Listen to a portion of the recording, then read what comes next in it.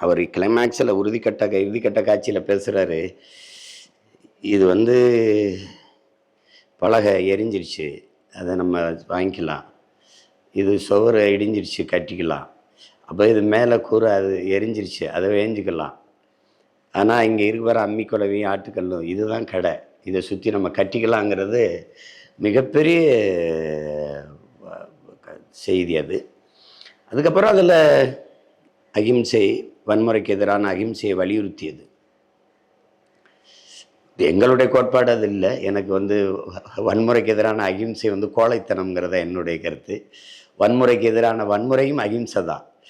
ஆனால் அந்த கருத்தை மிக அழகாக வலியுறுத்தி அதை கொண்டாந்து முடித்த விதம் வந்து ரொம்ப நல்லா பண்ணியிருந்தார் அதை. அதனால் இது ஒரு முழுமையான படைப்பாக பார்க்குறேன், நல்ல உணர்வுகளின் குவியலாக பார்க்குறேன். இது இந்த இளம் வயதில் தம்பிக்கு இவ்வளவு முதிர்ந்த ஒரு படைப்பாற்றல் இருப்பது பெருமைக்குரியது. அவர்